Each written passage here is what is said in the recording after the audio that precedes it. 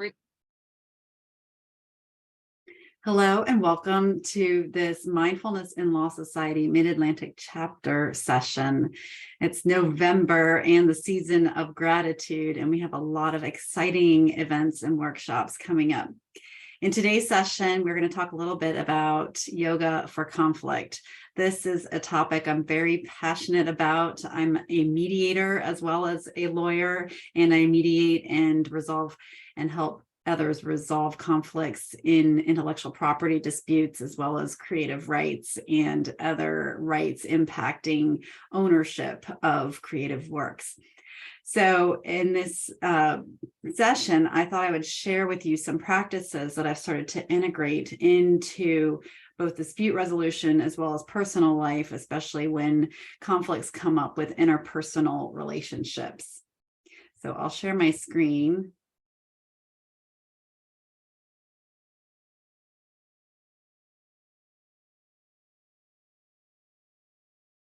So I like to looking at conflict from different places of the body. So oftentimes as lawyers, as mediators, as legal professionals, we are often in the head space. So we're thinking about a problem and how to resolve it, or we're thinking through different scenarios and what the risk factors are and how to avoid certain problems. So we spend a lot of time in this headspace. However, when working through a difficult conflict that involves very heavy emotions, sometimes it's good to move into other places of the body where we feel those emotions, such as the heart. So the heart is the seat of compassion, of love, of connection. And the hands are symbols of performance and doing things and giving to others. And then the legs and feet are symbols of action. So taking action and moving forward. And when we look at the brain, so we're looking at the headspace, there are different areas of the brain that might control how we react in a stressful situation or a conflict. There's the emotional brain, which is more in this limbic area, and we have neural connections or neural programming that we respond to different things in nature that are impulsive. So if something has happened before and we've already responded to something in a certain way, we might react to that in the same way. And it comes from reading the intentions or reading the emotions in another being. And that comes in this limbic region. The neocortex, of course, is more for the higher order thinking, reasoning, planning, fine-tuning, and taking a little bit more time to think through a response. And then this reptilian brain, you can see it here kind of in the very center with our instinct. So our survival, our basic need for survival is what governs this reptilian section of the brain. And the purpose is to stay alive. So when your life might be threatened, you could feel your breath getting out of control. You can feel your heartbeat maybe going faster, and to get into this fight, flight, or freeze response. So when looking at conflict from the perspective of the mind, there might be a lens that is kind of filtering what you see in this conflict situation. And that lens can be based on your blueprint. So where you came from, what's your family history, what were your ancestors like, what's the culture like where you're from. Other things might come up like religion or education or environment. And all of these things can put a lens over our reactions to things, and especially during conflict or stress. Conflict can also be seen as a means to connect, or maybe there's a disconnect, a discord between people. And this is where we can start to move from the head into the heart and notice that there's a web of connections between people and humans. And conflict itself creates life. When there's friction between human beings and animals in nature, that conflict creates life. And the converse is true as well. Life itself, with all the differences between people, between animals, between beings, and our connections, also creates conflict. So there's this synergy between conflict and our life. And maybe shifting the way that we look at conflict can change the way that we respond to things. And it might be an opportunity to respond and evolve in a way that will reflect what the human needs are. So I've developed some yoga tools through many years of practice as a yogi, and then doing some trainings as a yoga instructor. And one of my fun practices that helps slow down the mind when we're in the midst of conflict are mantras. And mantras can be anything. It can be an affirmation statement. So stating something that you know to be true and that you are wanting to come to fruition, and holding that as a tenet. So if something comes to challenge that tenet, then you have it in your head, and saying it repetitively can help reinforce that that is important in your life and that you're focused on it. So I've put a few mantras in here that have been meaningful to me. This mantra comes from Hindu tradition and some origin of the god Ganesh, who is the elephant god. You might have seen him in some illustrations or studies of religion. And Ganesh is representative, like an archetype of like moving obstacles. So if something comes in your way and is preventing you from doing something that you really want to do, then how can you get free from that obstacle? And saying a mantra that evokes this transformation or transformative experience can help reinforce that you're focused on getting that freedom from that struggle or that obstacle. So Ganesh was the elephant manifestation of God himself, who represented abundance and strength to do anything, even in the midst of obstacles and challenges. Another great mantra, especially in the midst of conflict, this is great if you're not really sure what to focus on, and if you feel that your heartbeat has gotten out of control and starting to slow the mind down. Again, Sata Nama is essentially the meaning of birth, or the cycle of birth, then creativity once we're in this world, then transformation, so moving through the process of stress, of struggles, of conflicts, and life itself, and then regenerating after going through that transformative process. So it's the whole cycle of birth and rebirth. And moving down now from the heart and the voice into the hands. And the hands are what we use to touch and feel and build and really shape things. So they can be used as a positive force to seek to understand others, even in the midst of differences, and not deny them their point of view. So often in conflict, people are having a different way of seeing things, and maybe have a different worldview, or maybe have a different experience that they're drawing from. So the positive force of using our hands for good is to really understand what those differences are, as opposed to denying them.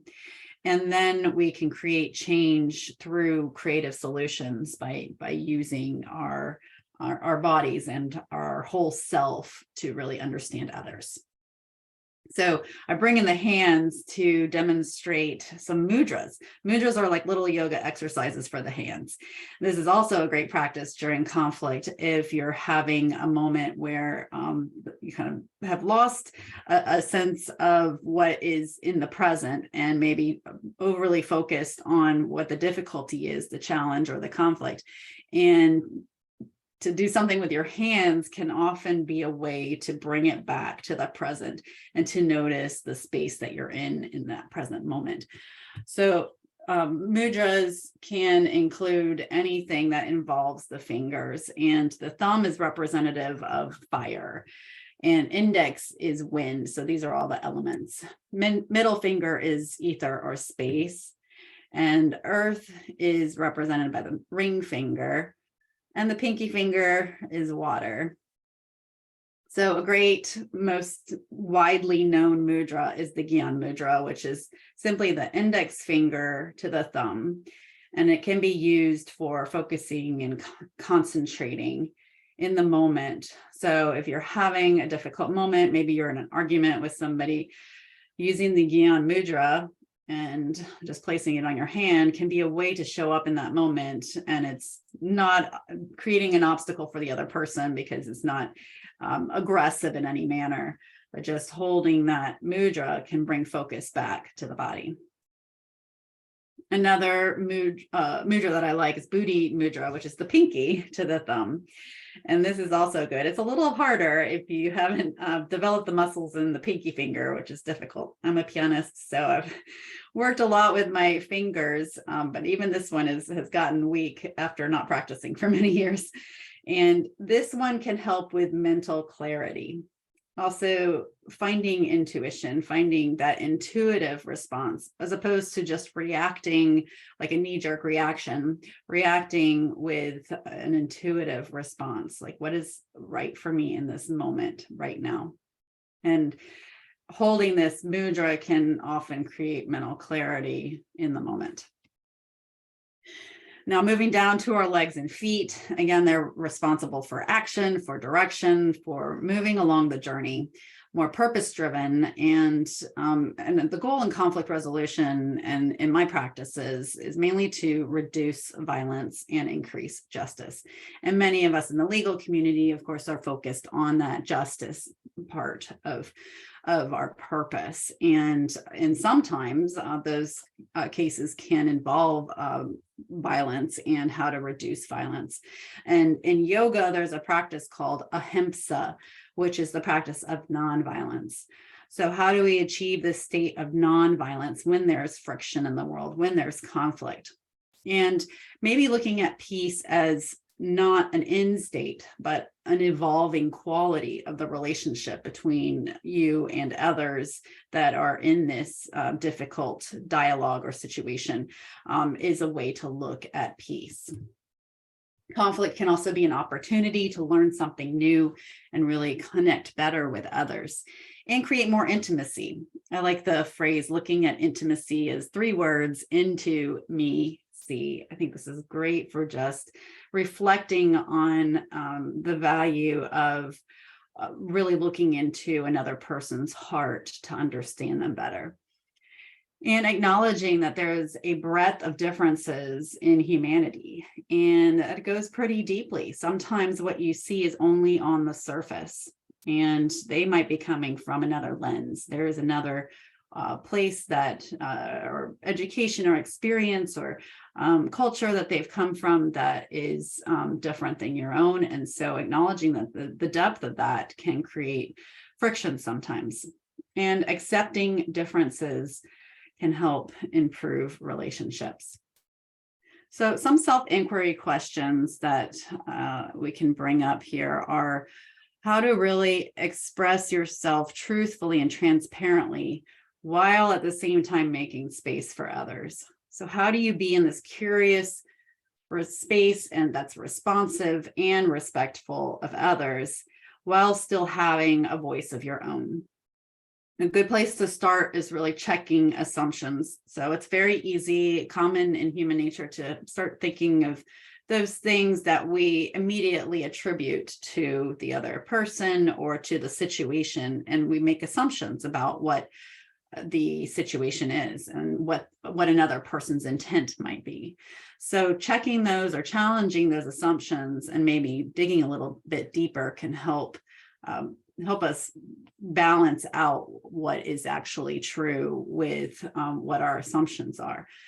And that can help us get into considering some solutions and reducing tension and stress in the situation. Of course, you're not going to like everything. Not everybody is going to have the same point of view. And there's some types of conflicts that can't be resolved or that that you might not be in the best of spaces to resolve.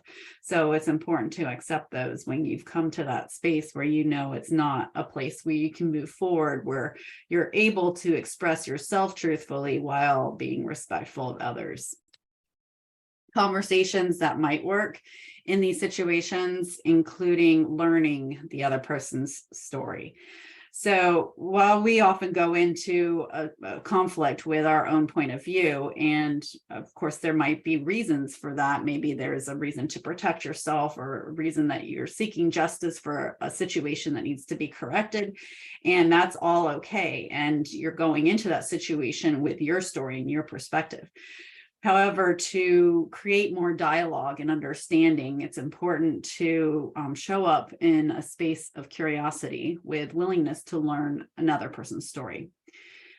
While though, also expressing your own views and feelings. So conversations that can work include expressing your views and feelings with I statements. So instead of blaming the other person or targeting the other person with their point of view, expressing that view as something that is from your perspective. So from my perspective, I see things this way, or I'm feeling this way. I'm feeling XYZ because of this situation. And then working through that to problem solve. So if you're going in with an intent to persuade another person or tell them that your point of view is the only one, then that might not be the best place to begin with somebody that has a different point of view. However, if you go into it with a problem-solving mentality, like I really want to fix this situation, maybe it's not a place to fix, or at least you want to understand it better. So you're getting into problem-solving mode, then that might be a good conversation. And it can be good to begin with the third story. So what is this third story? It's the neutral observer. It's not your story. It's not their story. It's this neutral person who's maybe a mutual friend between you. How would you think that this neutral person sees this situation? And what is this invisible thing that's between both of you? It's true for both of you. And it's not right or wrong. It's not better or worse. It's just different. And going into this difficult conversation also involves inviting another person. So nobody wants to be forced into a conversation. So using words like, help me understand this situation, let's work on this together, I wonder if we can do this, are more invitational words that can encourage others to engage in the conversation, even when it might not be something that they're most excited about. So one of the things that I've also been working on is how to transform conflict in the present moment. Even when we're feeling that rush of adrenaline and we're feeling this heart going out of control, maybe shortness of breath going up into the chest instead of the belly, how can we transform the present moment so that we can show up in a space that is curious? And some of these letters are interchangeable, and I think all have worked for different people in different types of situations. The first one, and I think probably one of the most important, is R for rest. And rest is so important for the body. It's important for the mind to slow down. That's the first thing that gets us out of the fight, flight, freeze mentality in reacting to conflict and reacting out of the reptilian brain in that survival mode.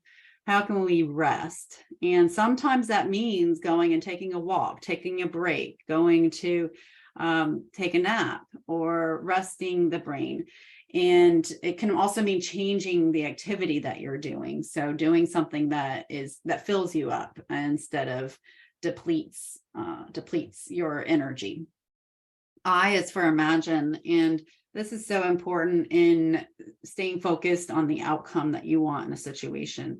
So we can get derailed when our views or our values and needs are challenged. So how do we stay focused on the things that are most important to us? You can imagine what that conflict might look like in the future, or what that relationship might look like in the future, to stay focused on the end game or the goals that are important to you. It's also good to use the gut when taking action.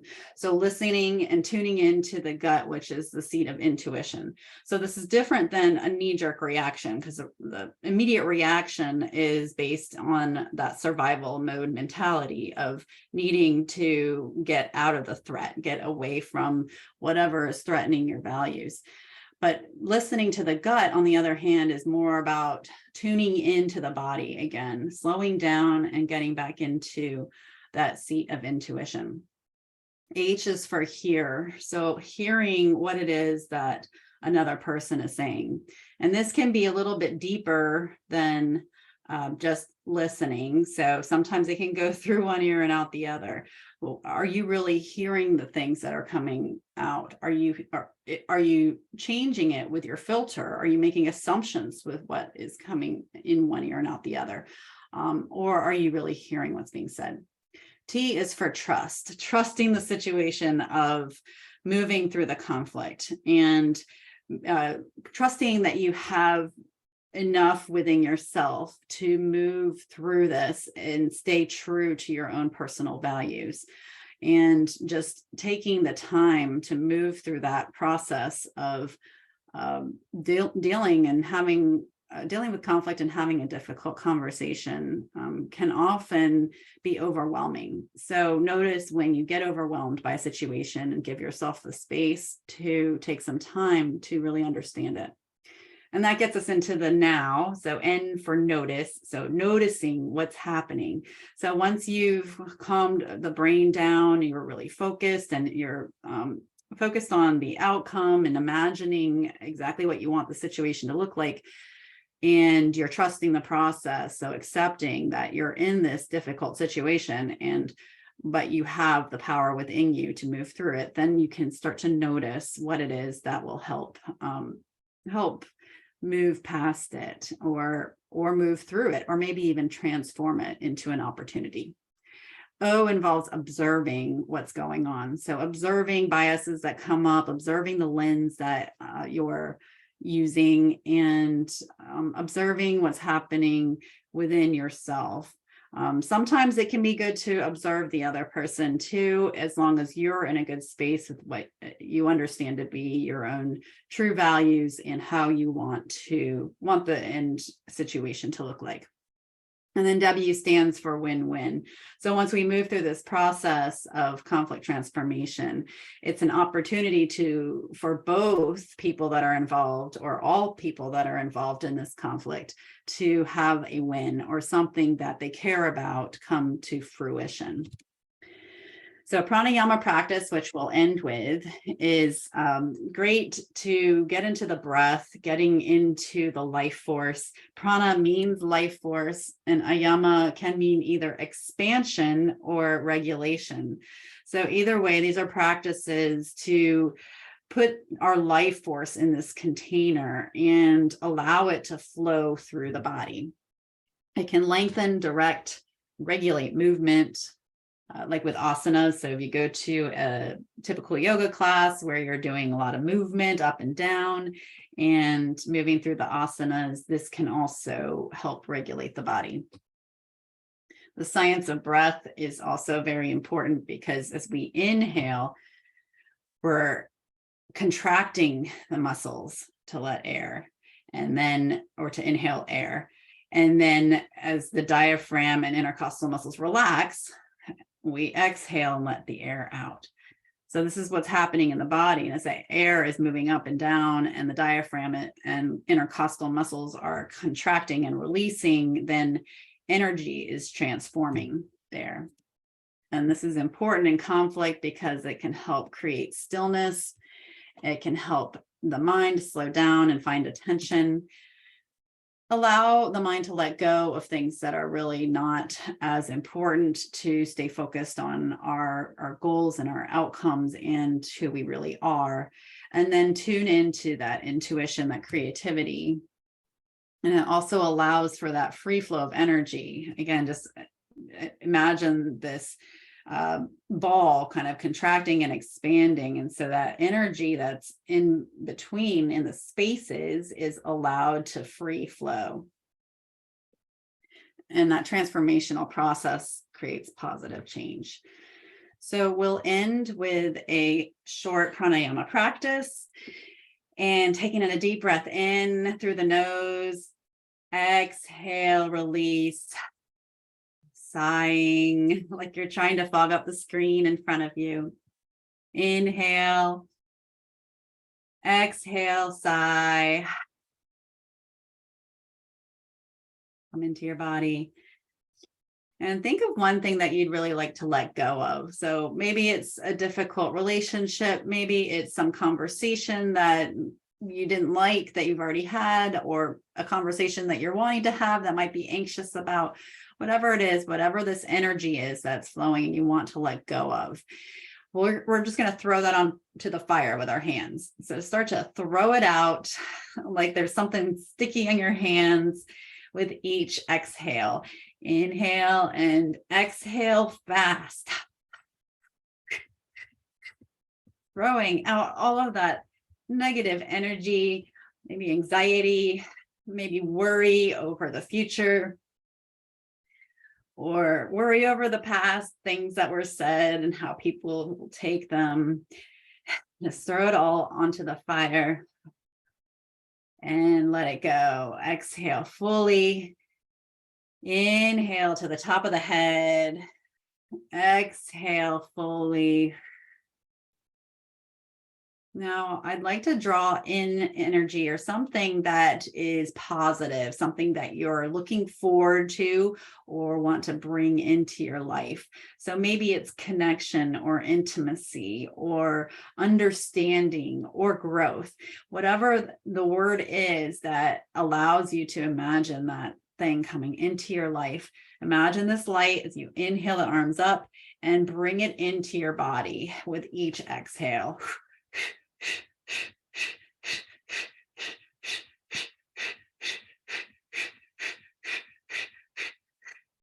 Exhale fully. Let the arms go. You can gently close the eyes or just softly gaze and breathe. Release any tension. Notice where you feel it in the body. And take a moment to notice and reflect where you are in this moment.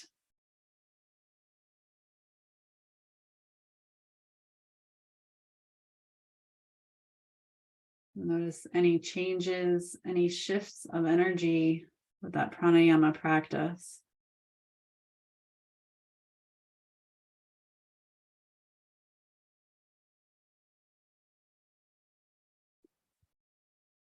Breathe in. Imagine that positive energy, that thing you want to bring into your life again, and allow it to expand into the body. Allow it to expand into your heart. You can even place a hand over your heart if it feels right. Breathe in. Breathe out. You can gently open the eyes. Thank you for joining me today in this practice with the Mindfulness and Law Society. And please reach out if you have any questions about yoga for conflict. With all my light and love, namaste.